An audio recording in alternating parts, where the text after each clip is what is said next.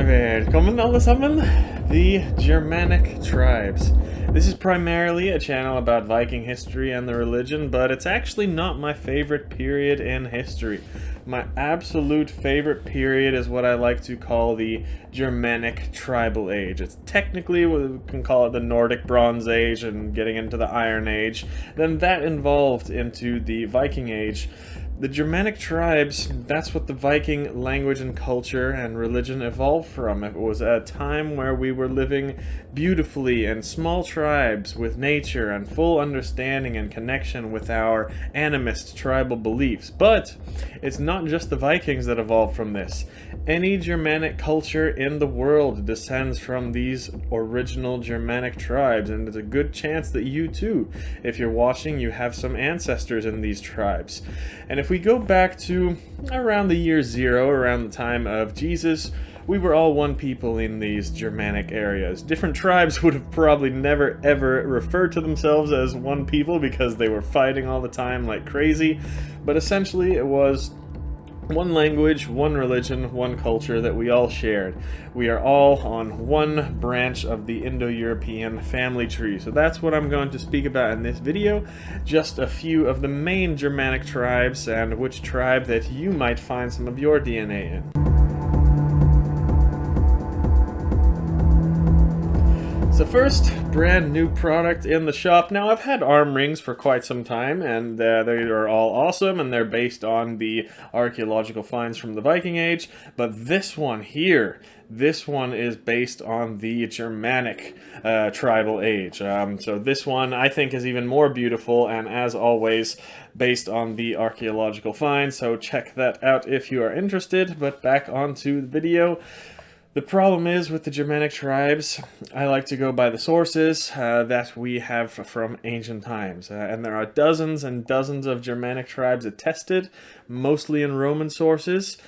This is just meant to be a quick video, but it's not going to be that quick, but I'm trying to. Just know that there are many more tribes recorded than I am mentioning here, but a lot smaller ones formed into larger tribes that some even became full nations. So yeah, there's lots more tribes than the ones that I'm going to speak about here, but you should be able to trace your ancestry to at least one of these, the way I'm structuring the video. So to make it most easy, we're going to split it up by region.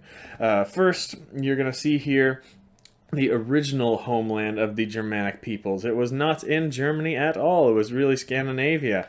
And even today, it's still the highest percent of Germanic DNA here. It's been our home and relatively little affected by migration until recent decades. But it all started here, the Germanic culture. And over time, we migrated further south and then spread out everywhere, and this is just because we like to bang a lot and breed like jackrabbits.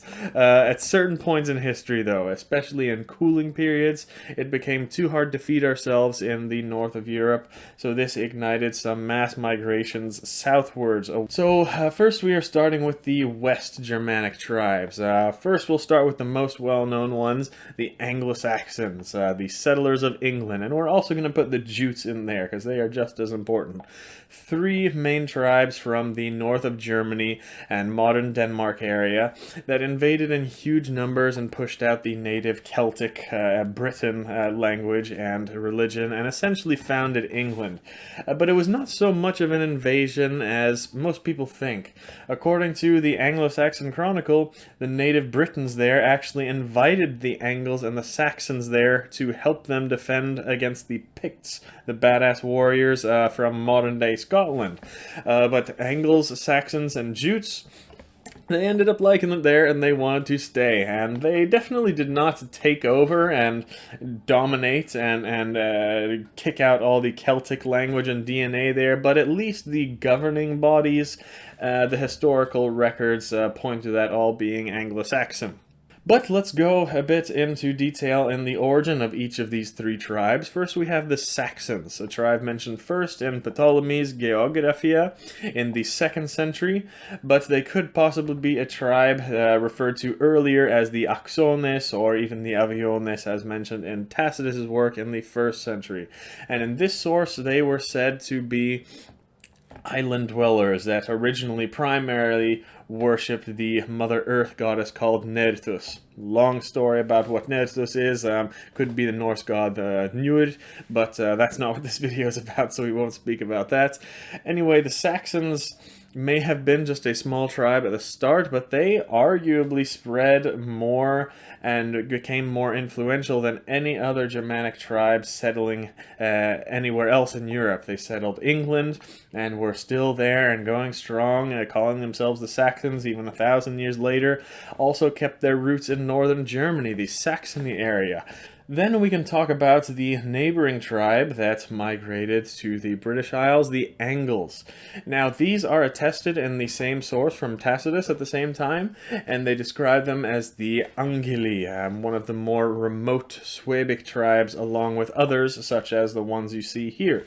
But the Angles were especially hard to conquer because they were said to live in ramparts in very dense forests.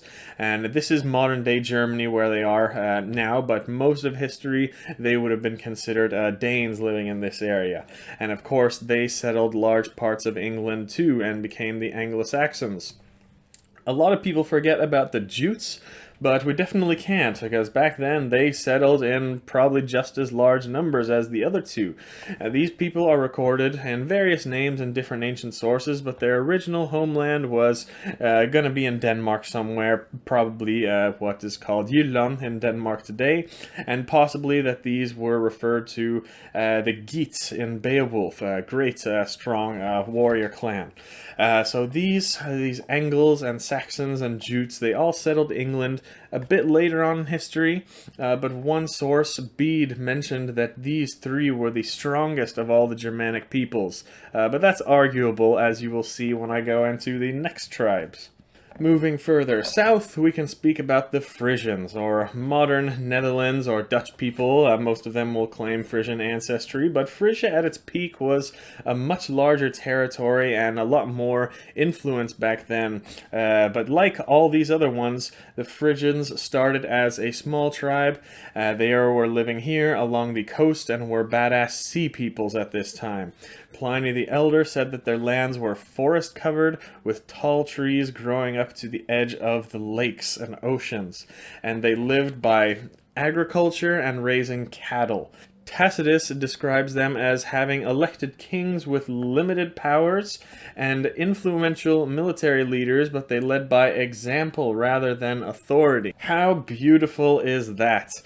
Now the Romans, they did not like this because they wanted some assholes in charge through bureaucracy and structure to give out orders like a slave master like they did in Rome. So the Romans didn't have that many nice things to say about the Frisians, or Frisi as they were called back then, but they really were a great tribe who grew into a great nation, and eventually they did fall to Rome and they were officially under the Holy Roman Empire a bit later on in history. But make no mistake, they were strong and they governed themselves for more than 1,000 years later. They even had good relations with the Vikings too. Moving a little bit further south, it's time to speak about the Franks. So now we're getting into the groups of tribes that are referred to as the Istvaones, which the Franks are a part of. And those are groups of tribes that lived all along the West Germania, along the Rhine area, around that river. And those are the ones that had the most contact with the Romans, and the ones that we know the most about. But the Franks, originally, we think, were quite a few different tribes that formed together and eventually developed into the very powerful Frankish Empire a lot later on in time, who under Charlemagne did some of the most cruel things to our people ever in history, and I hate them, but originally the Frankish tribes were a great strong people. First mentioned by the name the Franks, not until the 300s, but before that they were known as a few of these tribes that you see here. They were all attested as Frankish tribes too later in time. All strong, but they were definitely not unified whatsoever at the time of the Roman invasions. They fought each other, and some of them even preferred to take the side of the Romans instead of invading into each other's lands. But they eventually did manage to unite a few hundred years later, and that slowly built up into the strong Frankish Empire, even though they were separated by, region and kingdom. But when Christianity came around, they at least stopped fighting each other, and they went on to do other things together. Now, there are lots of other tribes that are classified as the Istvaiones, but most of them are small and they didn't do too much expansion. But here are some if you would like to read more, but now I will go into a tribe called the Herminones. Now, these are referred to in a couple different names that I'll put up here. A family of tribes that spreads out across probably the largest area and really gave the D to the Romans the hardest when it was time for revenge. They lived all around the rivers in the more inland Germania area, so it was harder for the Romans to get to them. Again, there were many tribes in this family. I'm going over a few of the largest and most famous ones here. Cherusi is definitely one of them. They were some real badasses that were said to be descended from the god Manus. And this is where the famous Arminius and Hermann was from. If you've seen that show Barbarians, you guys all know that story. That's the most legendary story about the Germanic tribes, the Arminius. Now, these tribes were bordering the Roman Empire, so they were subjugated pretty bad. But some treacherous people of this group, such as the noble Sergestus, wanted to rather be a part of Rome than have their independence. But eventually, the Cherusi and Arminius led other Germanic tribes in the famous Battle of Teutoburger Wald, where they annihilated 3 Roman legions, probably the best and biggest battle in all Germanic history. The Cherusi, it remained strong, although slowly in time their name disappeared, even though they were so powerful, but we think that they assimilated with the Saxons in the following 100 years before this, but the Cherusi name kind of disappeared. Next, we can speak about the Suebi, another great and powerful tribe that fought in the Battle of the Teutoburger Wald too, and it was originally a group of large tribes. Now, Julius Caesar actually described the Suebi as the largest and most warlike nation of all the German tribes. Other later sources describe kind of the same thing too, so you definitely did not want to mess with the Suebi. But remember, the Romans never got to the original homeland of the real war spirit of the Germanic people and where the real best warriors were from, which I will tell about in a few minutes. But the Suebi, at least according to the Romans at that time, we have the most historical records of them being the best warriors. They fought some and they lost some battles, but overall they were the most warlike and feared by the Romans. The Suebi also migrated in the following centuries and spread out here, but still the people in this region of Germany still refer to themselves as Suebians. It's Schwabia here, and they are very knowing and proud of their old heritage still, so these people and their culture have not died out, although these days they are more known for conquering business and industry and bank accounts than war and fighting, but hey, still a great people. Next, we'll speak about the Marcomanni, another very powerful tribe, or a group of tribes too. These ones actually managed to organize themselves into a strong kingdom very early, unlike many of the other tribes. Technically, they're listed as part of the Suebi tribes, but they were just so big I had to include them here as being separate. They were a small tribe at first, but then they grew and settled in the Celtic area that was southern Germany, even parts of the Czech Republic, Austria, Switzerland even, and they eventually turned into the modern Bavaria, or as the tribes were called back then, the Bajuvari. But that name is not listed until about 500 years later, after the Marcomanni were first attested. Next, we can speak about the Alemanni. So these people don't pop up and become mentioned by this name until a couple hundred years after the other tribes I've been speaking about. And that's because the Alemanni were a combination of many different tribes. Their name literally means all men, pretty much. So they were really a confederation of tribes, maybe a little stragglers that kind of banded together and formed the Alemanni, but still a very powerful people for a couple hundred years that were a big part of the invasions of the Roman Empire. They even turned into a whole kingdom and ruled strong, but eventually they kind of assimilated with the Franks and the Ostrogoths, and those two is what I'm going to speak about in a minute. But the last last tribe we're going to speak about in the West Germania area is the Lombards, or the Langobards. These are maybe my favorite. Their name literally means long beards, and we have multiple sources saying how they got this name from Odin and that they had long beards. And they were the tribe who venerated this god the most at the time, and you can definitely tell with their war spirit. Now, most of the records pointing to the Langobards, they're originally from northern Germany, Elbe area, but records of the Langobards in their own historical sources tell that they come from southern Scandinavia, specifically Sweden area. But we have stories of them popping up everywhere. In Denmark and Beowulf, we think they are mentioned, in the east of Europe, around the Goths and the Vandals, and of course Germany, where they called their main homeland leading up to the migration period. Tacitus also listed the Langobards as a remote and aggressive Swabian tribe. So they were part of the family of the Swabi, but they definitely kept themselves and fought out any outsiders. We have a few records of this, them kind of moving to remote places here and there, wherever they wanted, and they fought their asses off for anyone who tried to come and disturb them. And the archaeology and DNA evidence confirms a lot of this too. To even further prove this about how the Langobards were is, as the fall of the Roman Empire, the Langobards were the main ones to invade Italy, and they set up a kingdom there lasting hundreds of years.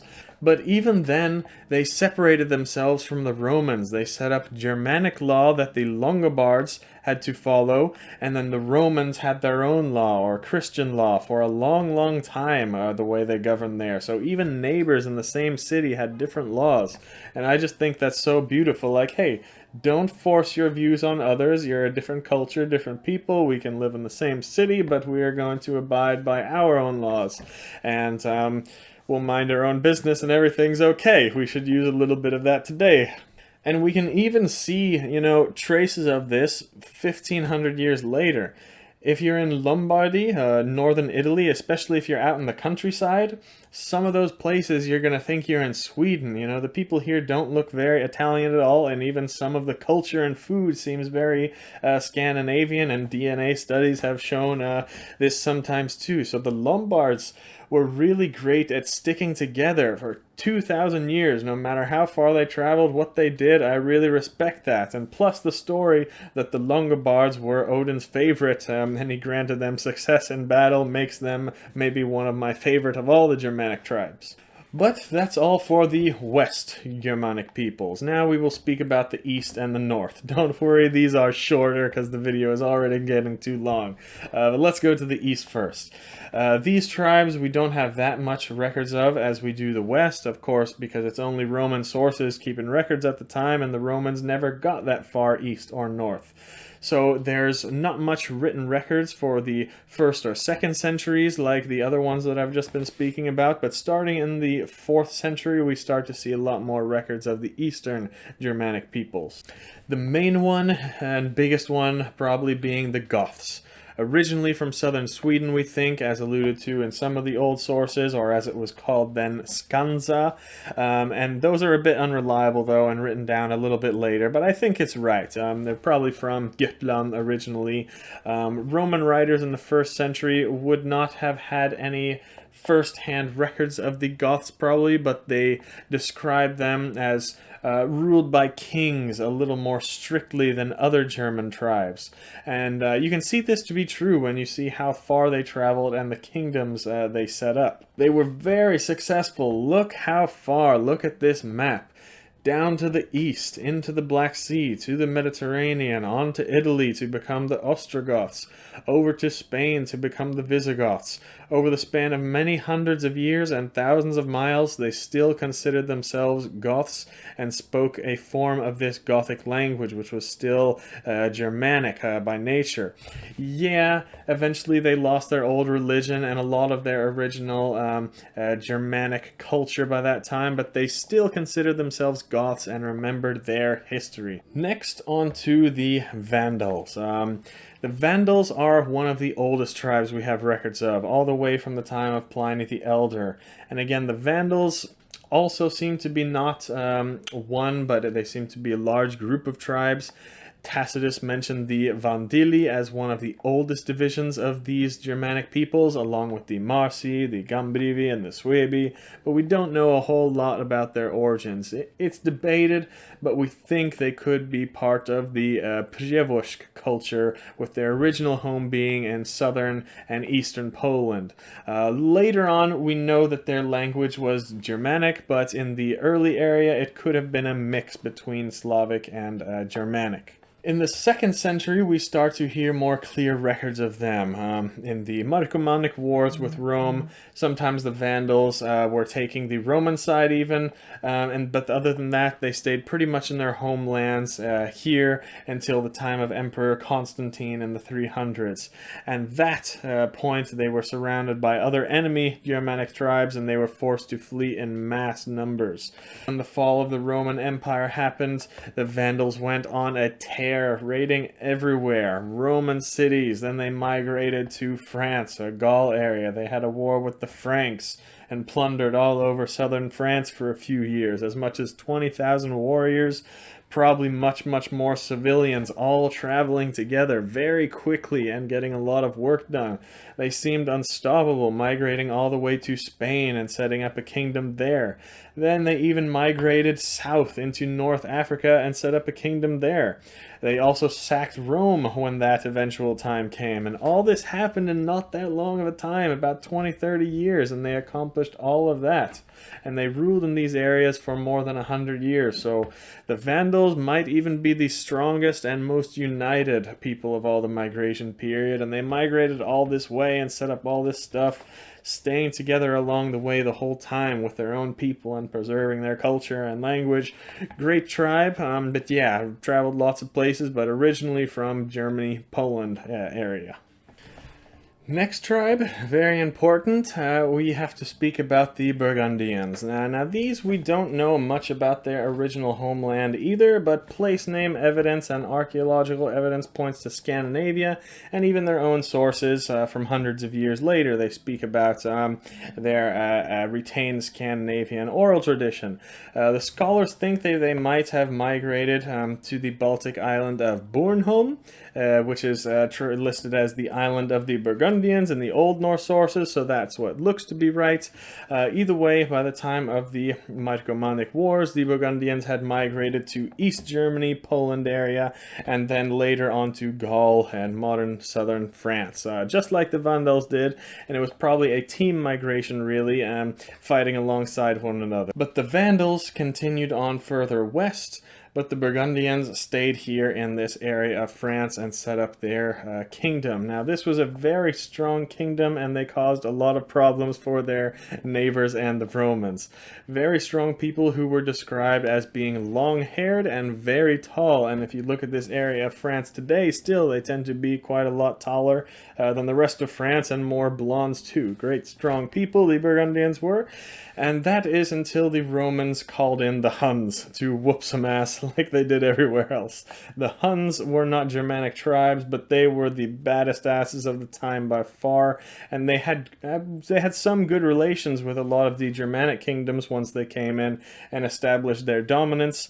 The Germanic tribes, remember, they had been fighting off Rome for 1,000 years and doing well. They were the feistiest warriors ever, but when the Huns came in, the Germanic tribes said, oh, we're not gonna fuck with them. They had one fight and like, oh no. So the Huns must have been super badasses. And that's what these famous stories that many of you may have heard of, Nibelungenlied, Völsunga Saga, or the Sigurd Cycle poems, or the Helgilays in the Poetic Edda, a semi-mythological story about the Burgundians and their dealings with Attila the Hun.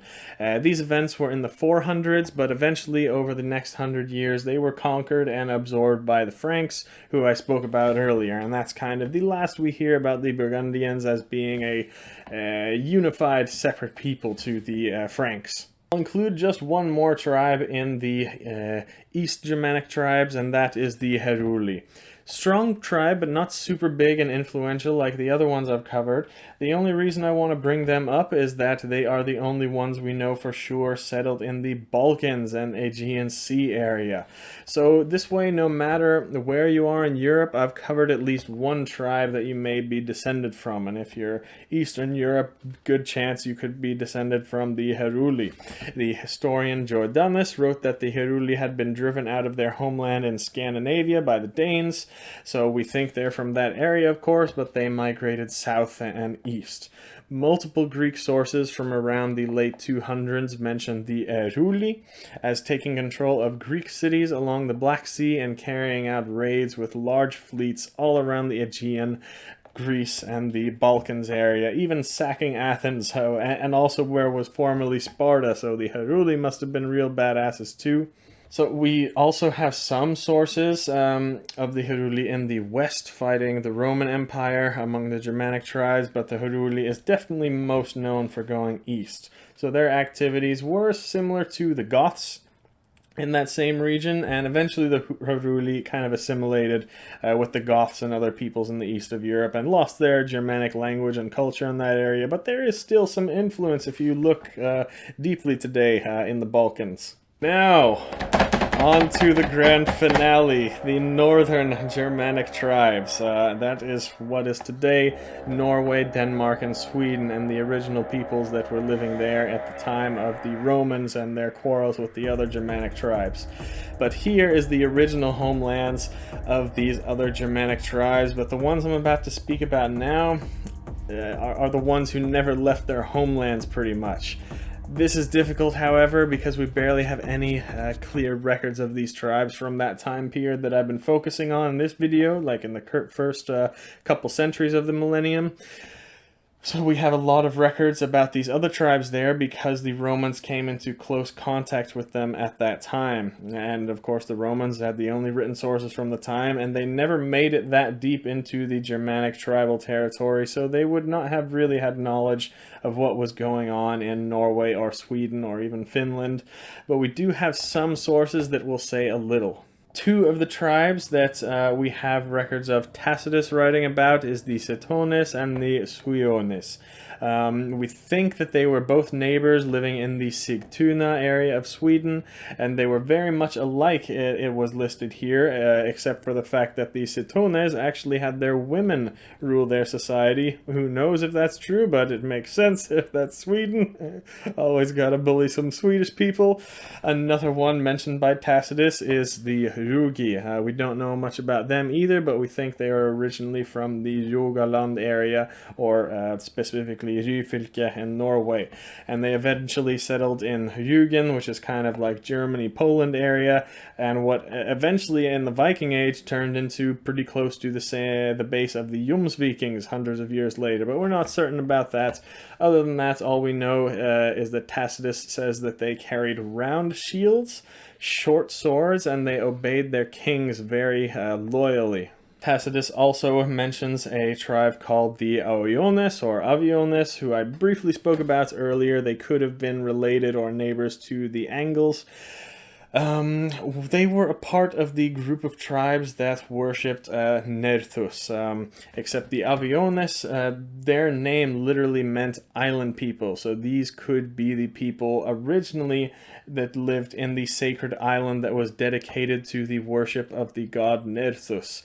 It would have been an island off the coast of Denmark, but we don't know where. We might also mention the Feni that was attested by Tacitus in the very far remote northeast, who lived mostly off of hunting, and they slept on the ground, and they did some other savage badass stuff. Of course, we think these Feni are the Finns or the Sami people, which are not Germanic tribes, of course. They're in the Finno-Ugric language and religion family. But again, Tacitus and many other Romans never even got close to this area, so they would not have known the difference between the two at the time. We also have the Charudes or the Harudes mentioned by Julius Caesar. When the Roman territory was invaded by the Suebi, the Charudes were joining them. These were from northeastern Denmark, but we think it might be them who migrated later to, or possibly originally migrated from, the Hordaer people who were settled in Hordaland, Norway, but we're not quite sure about that. So those are the oldest sources from before the migration period, but if we fast forward a few hundred years, we find a little bit more. We have the Skjöldungs, or the Skildings, who was basically a tribe descended from a man named Skif, and that turned into a dynasty and eventually became the Danes and the Angles. This tribe we find most commonly attested in Old English sources, actually. We find similar mentions of tribes like this in the Old English poem Beowulf, who you all know. Most of them deal with families and tribes and clans from Sweden and Denmark, Goths, Frisians, Danes, Skylings, and much more that I went over earlier in the video. But Beowulf also mentions many that we haven't heard of before and we don't know much about. I'm not going into these, but yeah, Beowulf is probably the best source if you want to read more about it regarding the northern Germanic tribes. The events in Beowulf take place around the 500s, when Scandinavia was actually still very much tribal, as opposed to the tribes in mainland Europe who had formed into big kingdoms by this time. But Scandinavia definitely had a bunch of good, strong tribes here, and they would have been mostly along the coasts. We do have some more tribes that start to pop up in foreign sources from around this time. Jordanes wrote about a place called Skandza, and the tribes there he called a womb of nations. Of course, this is Scandinavia. And he also mentioned that these Skandza people were bigger, taller, and more ferocious than all the other Germanic peoples, who were already the most feared in the world, besides maybe the Huns. But the Huns, too, they didn't get up to Scandinavia. They didn't get the real smoke. They didn't get the real best warriors. Oh, makes me so proud. I wish we could be the same today. The ancient war people of Skandza had turned into the softest people in Europe now. Hey, I know that we're not all soft, but there are still, many badass Scandinavians today, but it's rare. If we go back 1,000 or 2,000 years, everyone in Scandinavia was a beast, the most feared fighting force in Europe and probably the world. This is around the 500s we have these sources mentioned, and again here it definitely seems like they were many small tribes instead of kingdoms.